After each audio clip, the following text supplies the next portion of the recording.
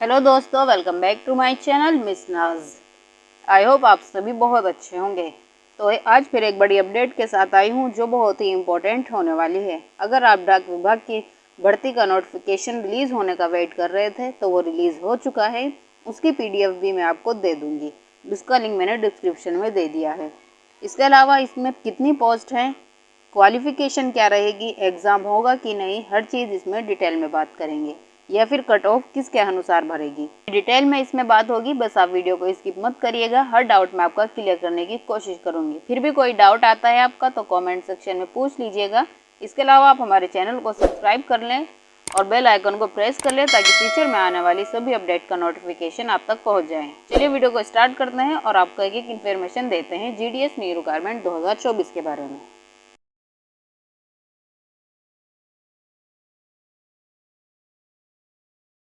चलिए पहले हम इसके बारे में थोड़ा ओवरव्यू कर लेते हैं।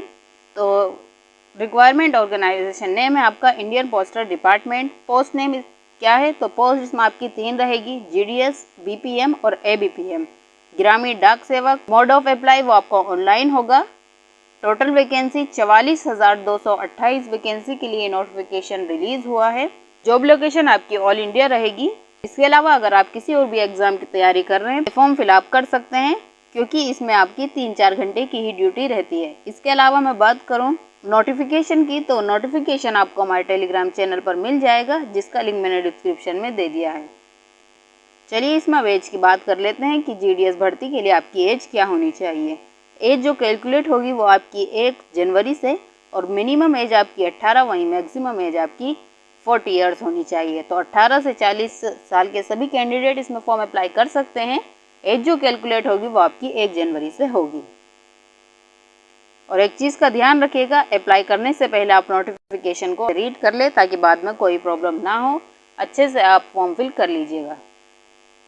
चलिए एक बार फिर मैं आपको बता दूं, ग्रामीण डाक सेवक BPM ABPM इनके लिए कितनी पोस्ट है आपकी 44,228 पोस्ट रहेगी। और अगर मैं क्वालिफिकेशन की बात करूं तो सिर्फ इसमें आपका 10th क्वालिफिकेशन मांगी गई है। 10th की मार्कशीट आपके पास है तो ये फॉर्म आप फिल करने के लिए एलिजिबल हो जाएंगे। ये फॉर्म किस तरह से फिल होगा उसके लिए मैंने अलग से वीडियो बना दी है, उसका लिंक डिस्क्रिप्शन में है, आप जाकर वॉच कर सकते हैं। इंडिया पोस्ट GDS भर्ती का सिलेक्शन प्रोसेस, तो इसमें सिलेक्शन प्रोसेस में सबसे पहले आपका फॉर्म फिल होगा 10th की मार्कशीट के आधार पर। 50% है 10th की मार्कशीट में आपके, तो आप फॉर्म फिल करने के लिए एलिजिबल हो जाएंगे।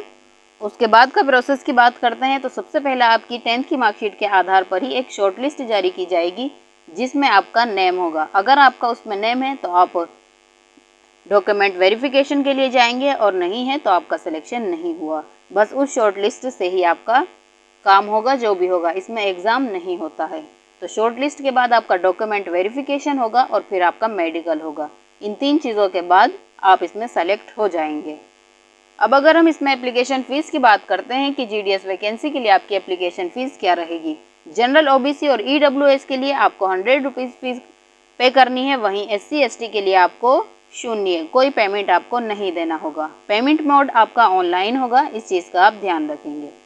एप्लीकेशन फॉर्म भी आपका ऑनलाइन ही होगा। इसके अलावा इम्पोर्टेंट डेट्स क्या रहेंगी आपकी, तो 15 जुलाई से आपके फॉर्म अप्लाई स्टार्ट हो चुके हैं, और लास्ट डेट जो रहेगी वो आपकी 5 अगस्त रहने वाली है। तो 15 से 5 अगस्त तक इतना टाइम आपको दिया जा रहा है, आप अच्छे से फॉर्म फिल कर लीजिए। सिलेक्शन के बारे में अगर हम इसमें बात करते हैं, सिलेक्शन, तो देखिए सबसे पहले मैं आपको एक चीज़ क्लियर कर दूं। बहुत सारे बच्चों को क्या होता है, इस भर्ती के बारे में कुछ फैक्ट्स नहीं पता होता और वह आधी अधूरी इन्फॉर्मेशन के साथ अपना फॉर्म अप्लाई कर देते हैं। वो अप्लाई तो कर देते हैं लेकिन उनको बाद में दिक्कत आती है। वो दिक्कत क्या आती है वो मैं आज आपके साथ इस वीडियो में डिस्कस करूँगी। जैसा कि मैंने आपको थंबनेल में भी बताया है कि आप कितने % में 10th में हैं तो आप अपना सिलेक्शन ले सकते हैं। उसके लिए मैंने ये वीडियो आपके लिए अलग से बनाया है। तो जो बच्चे ये गलती करते हैं कि उन्हें पूरी जानकारी नहीं होती और अपना फॉर्म अप्लाई कर देते हैं, तो सबसे पहले ये चीज़ ध्यान में रखिएगा कि फॉर्म अप्लाई करने में कोई फ़ायदा नहीं है अगर आप इस तरह से कर रहे हैं। शायद सिलेक्शन भी ना हो आपका, लेकिन मैं आप सभी को कुछ चीज़ें हैं जो कि मैं अभी आपको वीडियो में क्लियर करूँगी। उसके बाद आपको खुद से यकीन हो जाएगा कि आपका भी सिलेक्शन इस भर्ती में हो सकता है। आगे बढ़ते हैं तो देखो यहाँ पर सबसे पहले नंबर ऑफ वैकेंसी जो मैंने अभी वीडियो की स्टार्टिंग में डिस्कस की है 44,228 आपकी वैकेंसीज रहने वाली हैं टोटल। ठीक है, तो ये आपकी वैकेंसी है। इसके बारे में मैं वीडियो के स्टार्टिंग में आपको सब चीज़ें क्लियर कर चुकी हूँ। अब सबका कहना ये है कि कट ऑफ हाई जाएगी या कट ऑफ कम आएगी। तो मैं एक चीज़ आपको बता दूं, कुछ कैंडिडेट ये भी सोचते हैं कि कट ऑफ बहुत हाई जाती है, इस वजह से उदास भी रहते हैं और फॉर्म नहीं अप्लाई करते। कोई इंटरेस्ट नहीं दिखाते कि हम क्या अप्लाई करेंगे, हम पिछले साल तो किया था, नहीं हुआ था। लेकिन आपको बता दें कि जनरल, EWS और OBC के लिए सिर्फ 100 रुपीज़ हैं। तो आप 100 रुपये में ये एप्लीकेशन फॉर्म भर सकते हैं। अगर सिलेक्शन आपका नहीं भी होगा तब भी क्या प्रॉब्लम है आपकी, फॉर्म तो फिल करिए, कोई चांस तो होंगे आपके। और फॉर्म फिल करने के बाद सिलेक्शन क्यों नहीं होगा, उस चीज़ के बारे में ही ये वीडियो मैं बना रही हूँ। तो पूरी वीडियो ज़रूर वॉच करिएगा। आपको यहाँ ऐसी कंडीशन भी देखने को मिलेगी जिसमें 65 पर भी आपका सिलेक्शन हो जाएगा, और अगर किसी की 98% है तो उसमें आपका सिलेक्शन नहीं होगा। तो ये चीज़ क्यों है, यही रीज़न क्यों आ रहा है, वो आपको मैं समझ जाती हूँ। अगर आपके मार्क्स कम हैं तो ऐसा मत समझना कि आपका सिलेक्शन नहीं होगा, और जिसके ज़्यादा हैं उसका ही सिलेक्शन होगा। तो ऐसा बिल्कुल नहीं है, कम मार्क्स वाले भी सेलेक्ट हुए देखे हैं। ये सब चीज़ें होती हैं आपके फॉर्म फिल करने के। फॉर्म फिल करना मतलब उसमें एक ऑप्शन होता है आपका प्रेफरेंस का।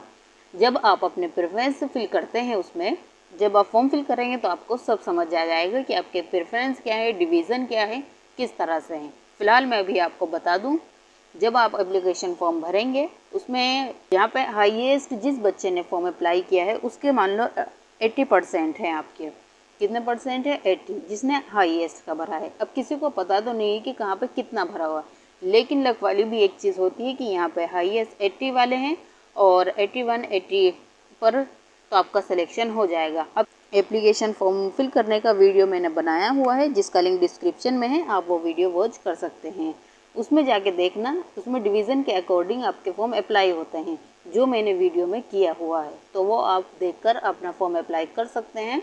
अब किसी और पोस्ट ऑफिस में आपका 99 वाला ही बच्चा हाईएस्ट है, तो उसमें कैसे आपका 98 वाले का सिलेक्शन होगा, आप ये चीज़ देख रहे हैं ना।